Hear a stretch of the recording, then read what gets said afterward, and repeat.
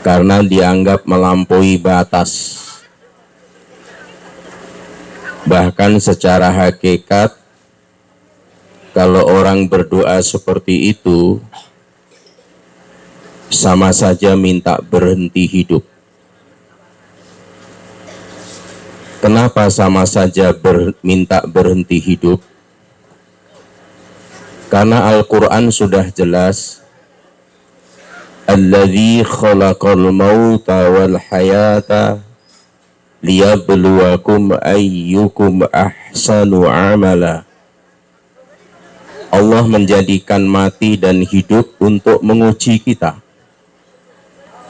yang dengan ujian itu untuk diketahui siapa yang terbaik amalannya.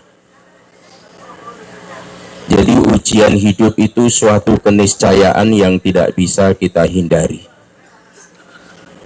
Sehingga doanya bukan sepulang haji tidak diuji lagi, tapi doanya adalah, ya Allah, setiap ujian yang menghampiri hidupku, berikan solusi secepat-tepat-tepatnya. Ini baru doa tidak melampaui batas. Jadi ujian di dalam hidup ini suatu keniscayaan. Ujian di dalam hidup ini persis-persis seperti ujian di sekolah. Kalau ujian di sekolah, peserta ujiannya adalah siswa dan siswi. Tapi kalau ujian di dalam hidup ini, pesertanya dua komunitas makhluk hidup. Yang pertama komunitas bangsa jin, yang kedua komunitas bangsa manusia. Ini yang menjadi peserta ujian. Tumbuh-tumbuhan, binatang, malaikat itu bukan peserta ujian. Yang diuji oleh Allah dua makhluk ini. Makanya jangan heran kalau mabit di Mina ini mungkin juga ada bangsa jin yang ikut mabit, karena mereka juga diperintahkan berhaji. Kalau ujian di sekolah, yang membuat soal itu adalah gurunya.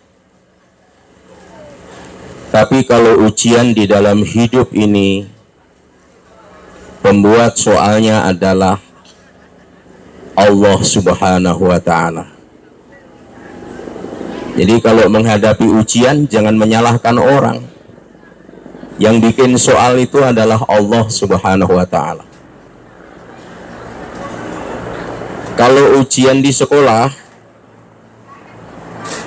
itu soal-soal yang diujikan sudah ditahu terlebih dahulu atau belum? Belum.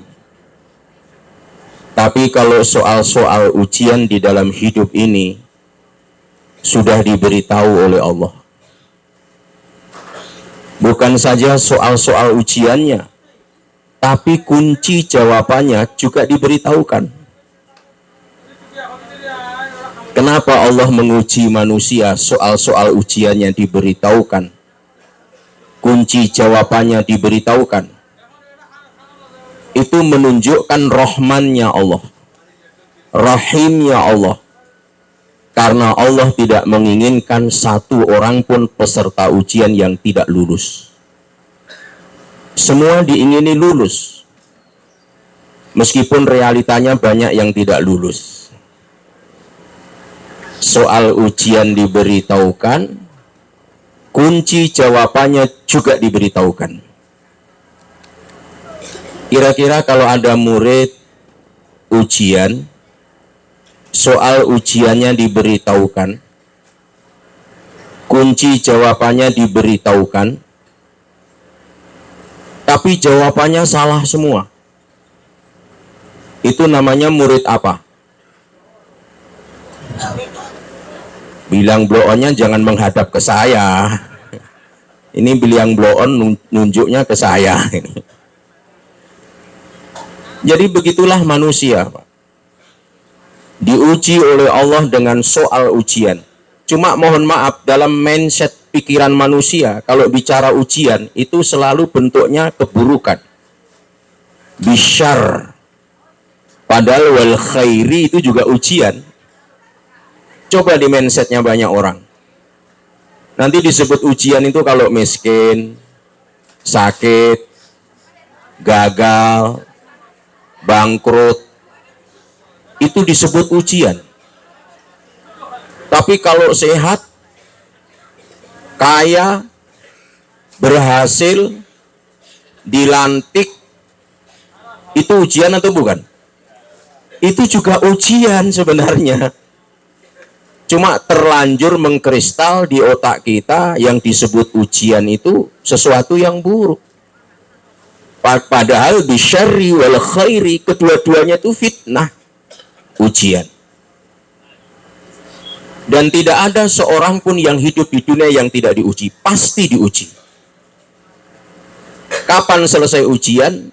Ketika berakhir hidupnya, selesai ujian. Jadi jangan berdoa kepada Allah agar pulang haji tidak diuji. Itu sama dengan minta mati. Jadi ujian itu satu keniscayaan.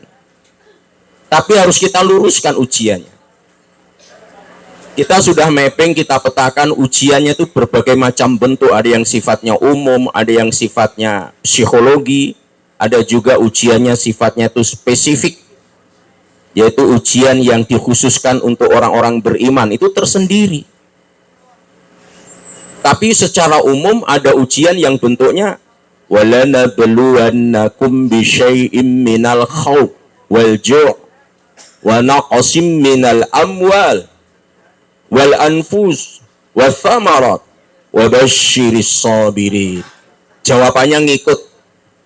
Kalau diuji dengan soal-soal ujian seperti itu, jawabannya apa? Wa basyiris sabirin. Bersabarlah. Makanya kita di Mina ini menyenangkan atau menyakitkan? Kayaknya nggak ada jawaban. Kayaknya siap menambah hari. Kayaknya siap menambah hari. Yang menyenangkan bisa nambah seminggu lagi di sini. Nanti ditinggal, nanti mau pulang baru dijemput lagi. Ibu bapak, ada materi dakwah seorang guru besar UIN Ciputat. Saya masih ingat namanya Profesor Dr. Tip Raya. Dulu saya pernah diapit dua guru besar, beliau dengan Prof. Thohir Lub. Saya di tengah-tengahnya.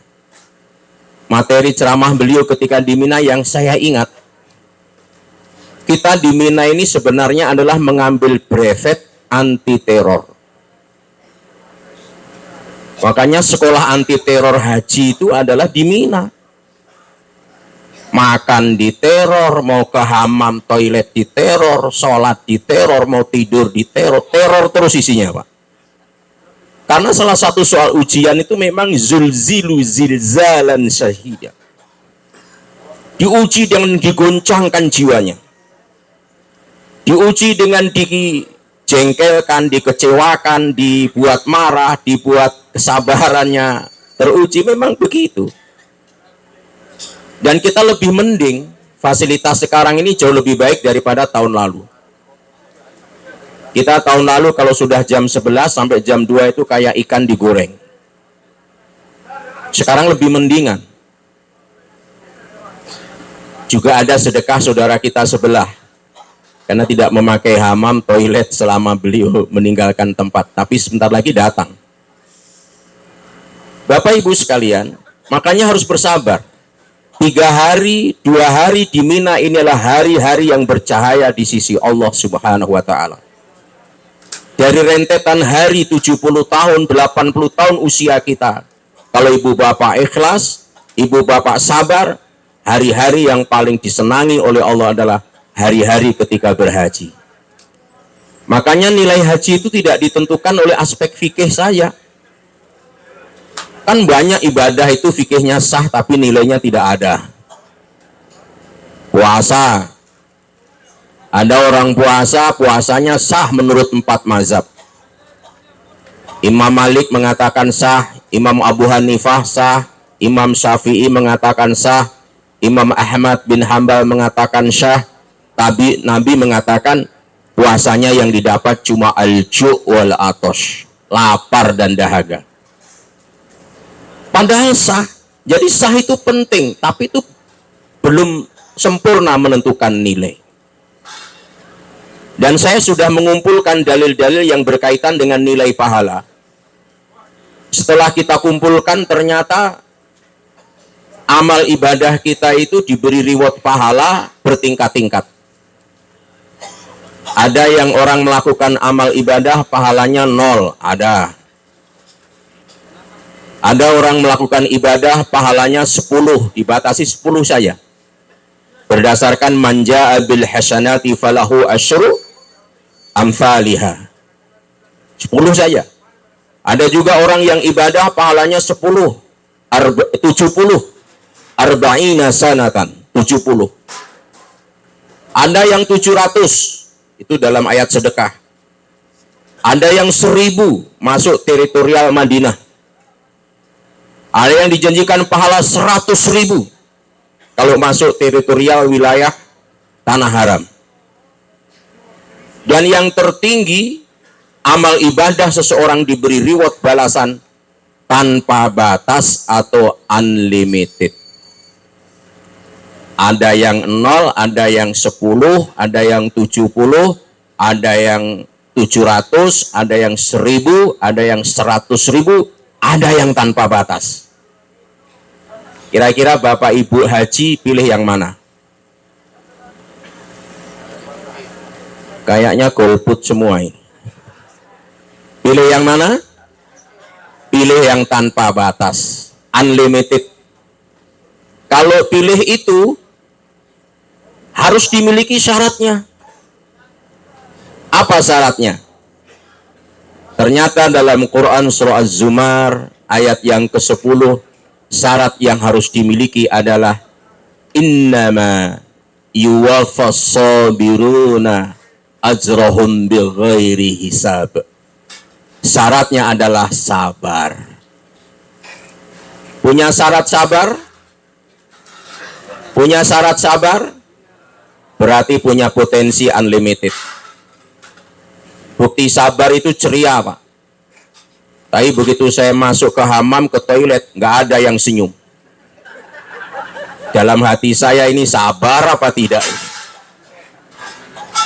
Karena keceriaan itu buah dari sabar dan ikhlas serta syukur, Pak. Itulah setiap hari, pagi dan petang, kita dianjurkan mewiridkan raditu billahi robba wa bil islami dina wa bi Muhammadin sallallahu alaihi wasallam nabiyya. Aku ridho Allah Tuhanku, ridho Islam agamaku, ridho Nabi Muhammad utusan Allah. Ridho itu gembira. Ridho itu gembira, sukacita, ceria. Allahu yarham Kiai Haji Maimun Zubair. Beliau dimakamkan di Ma'la. Wafat hari Selasa, pas transitnya berdekatan dengan kami waktu itu. Cuma waktu itu kami nggak tahu kalau beliau tinggal di situ. Beliau makamnya sudah 3 kali dibongkar masih utuh. Dalam salah satu tausiahnya beliau bilang, kalau pakai bahasa Jawa tapi saya terjemahkan. Kalau ada orang setiap pagi mewiridkan raditu billahi robba wa bil islami dina wa bi Muhammadin sallallahu alaihi wasallam nabiyya wa rasulah 3 kali. Nek eneng uang nggak jadi deh, nggak jadi. Jadi kalau ada orang mewiridkan zikir itu 3 kali pagi, 3 kali petang, tapi seharian dia tidak pernah tersenyum, tidak menunjukkan sukacitanya, orang itu berdusta dengan zikirnya. Jadi ritual kita itu nggak boleh macet, Pak. Karena ada orang ritualnya macet, tidak bertransformasi dalam kehidupan sosial. Harus senyum. Itu fitrah universal. Orang manapun kalau lihat orang senyum itu senang. Coba ibu bapak renungkan. Melihat suami, istri, wajahnya tersenyum dengan cemberut, enak mana? Tersenyum. Tapi sayang banyak suami mengeluh, Pak Ustadz kebanyakan istri tersenyum kalau tanggal 1. Selebihnya hilang senyumnya. Tapi kalau melihat wajah orang tersenyum, tenang perasaan, Pak. Damai hati kita. Tapi kalau melihat orang yang wajahnya cemberut, makanya dalam Quran itu ada satu surah diberi nama Al-Quran surah cemberut.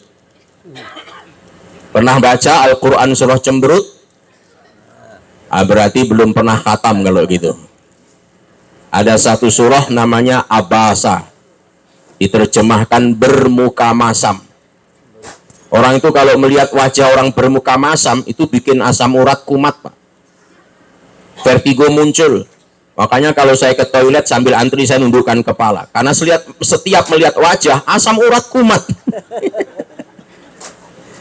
Jadi ini pentingnya mentransformasikan seluruh ritual kita.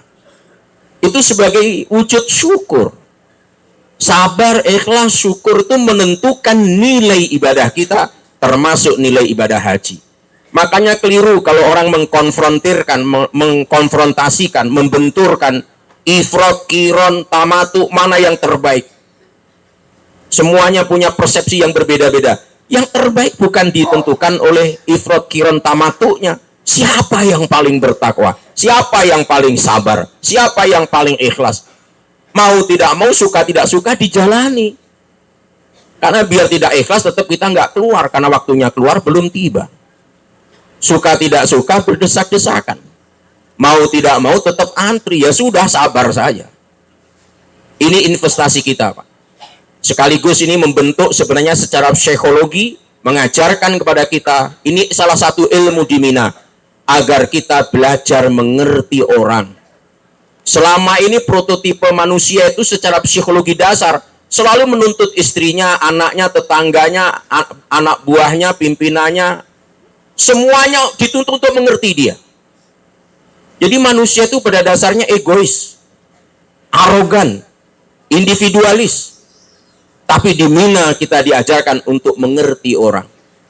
Makanya ketika kemarin ada orang tua pegang perutnya setengah mati, nggak bisa jalan di toilet. Saya bilang dipersilakan aja, minta izin duluan. Semuanya antri, Pak. Ini sudah setengah mati.